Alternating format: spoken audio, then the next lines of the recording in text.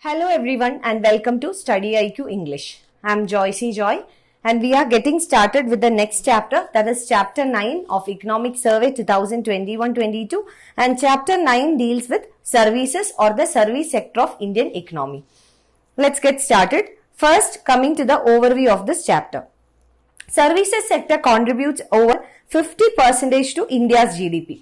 We know that service sector is the largest contributor of India's GDP among the three sectors: agricultural sector, industrial sector and the services sector. These are the three sectors of Indian economy.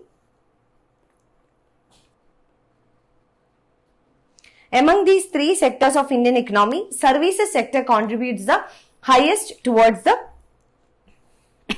GDP and it is over 50%. Now, we know that it was after 1991 reforms or the new economic policy was adopted after 1991 that the service sector started gaining so much of importance in the economy, so much of significance in the economy. So, service sector contribution more than half. Service sector has mostly recovered through some subsectors continue to be impacted. We know that the COVID-19 has affected all the sectors of the Indian economy, with the agricultural sector being the least affected and services sector being the most affected. And according to the survey, the services sector has mostly recovered. But even within the services sector, some of the subsectors still continues to be impacted due to the pandemic, that is COVID-19 pandemic. Now let's see which all sectors. We'll see that in this chapter. COVID intensive subsectors remain, contact intensive subsectors remain below the pre-pandemic level. What is meant by contact intensive subsectors? Contact intensive subsectors means those subsectors where people to people contact is there. Like for example, tourism or restaurants. Such kind of services are where the people to people contact is maximum, where people comes in contact with other people. So here P2P or people to people contact is high. And these are the subsectors where the performance of service sector is even below the pre-pandemic level. Why? Because the pandemic has infused the fear that people to people contact will spread the virus very quickly and can cause a negative impact. So that's why contact intensive subsectors remain below the pre-pandemic level. During H1 2021-22, services exports grew by 21.6% owing to global demand for software and IT services exports. Now this is about 2021-22 financial year. That is first half. H1 refers to first half. Q1 means first quarter. Q stands for quarter and H stands for half. During the first half of the 2021-22 financial year, the services exports grew by 21.6%. Exports of services. And the reason or the push factors were increased global demand for software and IT services. So due to increased demand for software and IT services, a growth has been recorded in this subsectors, and that is the reason the service exports grow exponentially. Services sector received almost 54% of total FDI inflows to India. This is also very significant. The services sector has received more than half of the FDI inflows to India, which means within the foreign direct investment, maximum or more than 50% has been given or gone to the services sector. Remarkable growth in startups, making India the third largest startup ecosystem after US and China. There is a remarkable growth in startups. This is very important. There is a growth in the startups in India, and India is the third largest startup ecosystem in the world after US and China. So rank of India is 3. You should also remember which are the two topmost countries with regard to the startup ecosystem. First is US, second one is China, and third is India. So this is the overview of this chapter. Now coming to the impact of COVID-19 and sequential recovery. So how the services sector were affected by the COVID-19 and how did it recover in the next phase. Services sector contracted by 8.4% on an year-on-year basis in 2020-21. So financial year 2020-21, services sector growth was contracted by 8.4%. There was a contraction of growth by 8.4% on an year-on-year basis, which means that the comparison is made with the previous year. As compared to the previous year, the contraction in the service sector was 8.4%. There was a sharp contraction in contact intensive subsectors, which we have already seen. The highest or the sharpest contraction or a reduction in growth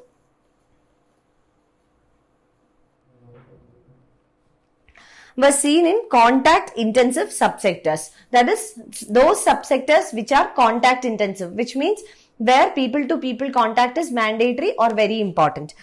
The subsector financial, real estate and professional services was the least impacted. This is very important. And there was also an RBI report saying that the financial sector was not affected by the pandemic, and also that the financial sector, especially within the banking sector, the quantity of digital transactions were also on high. So digital transactions also came up, and financial sector as such was not affected, which includes banking, insurance, then also the secondary market. So financial sector was not much affected, least affected. Real estate and other professional services were least affected or impacted. The services sector grew by 10.8% year-on-year basis in the first half of 2021-22. So this is about the recovery. We have already seen that in the financial year 2020-21, that is the financial year in which the COVID pandemic had affected the economy. During that financial year, the services sector was the most affected sector. Whereas when it comes to the next financial year, where the economy started from reviving from the after effects of the pandemic, during the recovery phase, that is 2021-22 financial year, services sector grew by 10.8% on an year-on-year basis in the first half of the financial year. The GVA or the gross value added of services sector is estimated to grow by 8.2% in 2021-22. GVA or gross value added of services sector. It is expected to grow at 8.2%. Why expected? Because 2021-22 financial year is not yet over. So the entire data for the year is not available. So we only have the revised estimates. That is why estimated data is given in the survey. Next, we are coming to the trends in high frequency indicators. If you remember, in chapter 1, State of Indian Economy, we have already discussed about high frequency indicators.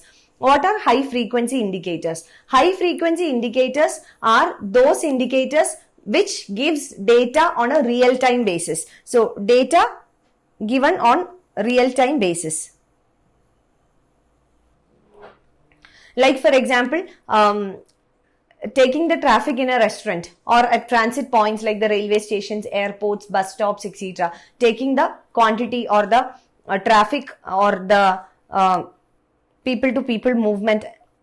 So, using this data, real-time information can be made. That is high-frequency data or high-frequency indicators.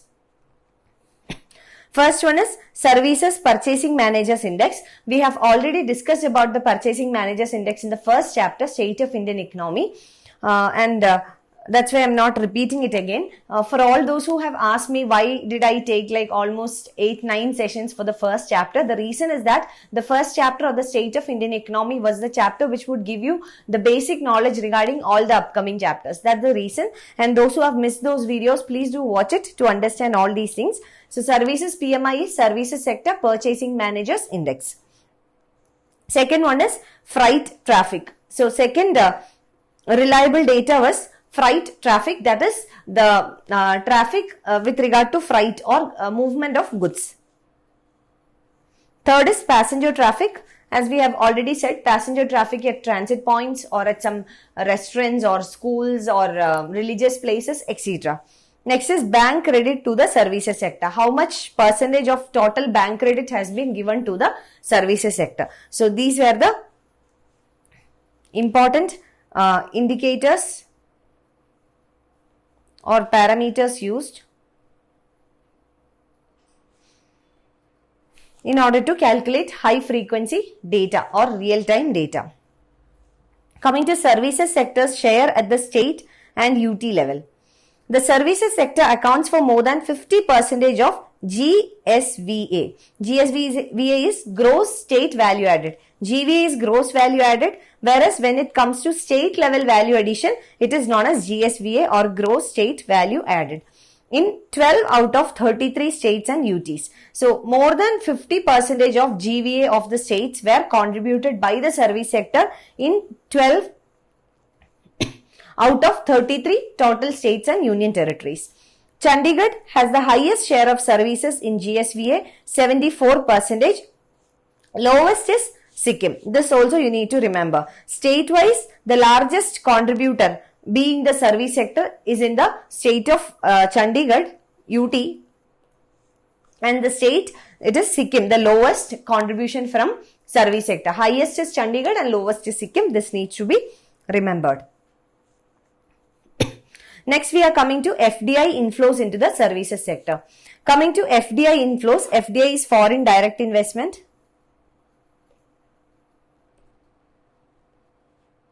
Foreign direct investment into the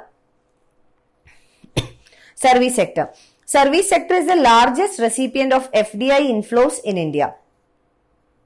Okay, services sector is the largest recipient. We have already seen that more than 50% of the FDI or foreign direct investment which comes to India goes to the services sector. So more than half of the FDI that comes to India goes to services sector. India was the fifth largest recipient of foreign direct investment in 2020 as per the World Investment Report of the UNCTAD. So the rank of India is fifth with regard to FDI. This is in the year 2020 and the report, that is World Investment Report, is published by UNCTAD. That is also important for your prelims examination. Reports and indices sometimes make question in prelims. So World Investment Report by UNCTAD and the rank of India is fifth. These things need to be remembered. FDI equity inflows in the services sector during first half of 2021-22 is over 29%, lower than FDI equity inflows into services in the corresponding period last year. So, FDI equity inflows in service sector during first half of 2021-22 is 29%, and this is lower than the same period in the previous year. That is 2020-21, first half of 2020-21. It is low. This fall is driven by computer software and hardware subsector. So the reason, because of the computer software and hardware subsector, we have seen a fall in the FDI equities. Financial, business, outsourcing, R&D, research and development, courier, tech testing and analysis, education subsector witnessed strong inflows. So these were the subsectors where the FDI inflows were very strong. Now we are coming to trade in services sector with regard to exports and imports from the services sector.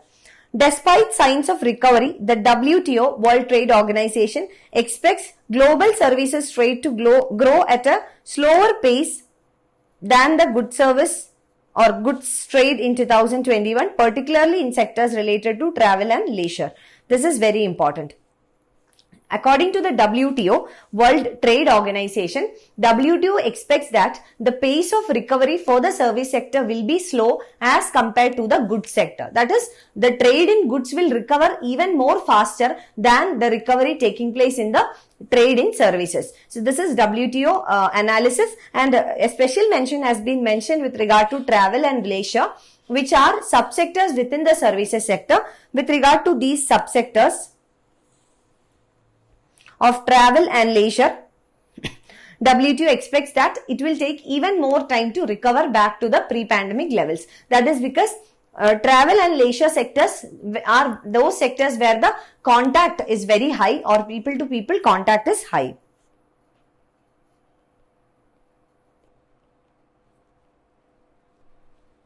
That is a reason. Now coming to services exports, India remained among the top 10 services exporter countries in 2020. So we are one among the top 10. The impact of COVID-19 induced global lockdown on India's service exports was less severe as compared to merchandise exports. So the impact of COVID-19 induced lockdown on services sector was less compared to merchandise exports. This is regarding the global lockdown. So impact was less for the services sector. India's software exports, with a share of 48.5% in total service exports, remained relatively resilient during the COVID-19 period. So software exports from India remained almost resilient to the pandemic during the lockdown period. Until 2019-20, India was a net exporter of travel services. However, owing to mobility restrictions, travel receipts remained below the pre-pandemic level. So till 2019-20 financial year, India was a net exporter of travel services. What is meant by net exporter? Net exporter means travel from India to the rest of the world and from rest of the world to India. So from rest of the world to India was high, that is net exporter. Whereas the travel sector, the travel receipts remain below the pre-pandemic level. It is yet to recover, especially because of its nature of contact or people-to-people contact. Coming to services imports, India's services imports exhibited sharper decline of 8.4% in 2021 in comparison with service exports. So imports have shown a sharper decline as compared to exports. That is, there is a reduction or a fall in the imports by a larger percentage as compared to exports. International shortage in shipping vessels has increased the transportation cost. So there is a inflation or there is an increase in the prices, and this is because of the shortage in shipping vessels. Shortage in shipping vessels has increased the transportation cost. Business services, the largest category in India's import of services, increased by 0.9% in the first half of 2021-22. So business services, which is the largest category in India's import of services. So business services has increased by 0.9%. Double-digit growth in gross export of services, aided by exports of software, business and transportation services, resulted in increase in 22.8% in net exports of services in the first half of 2021-22. These are all data, that's why I am not explaining all these things. These are direct data from the survey. So that is with regard to trade in services, both the exports and imports with regard to the service sector. So we will be continuing with this chapter in the next video. Thank you so much for watching. I wish you all the very best.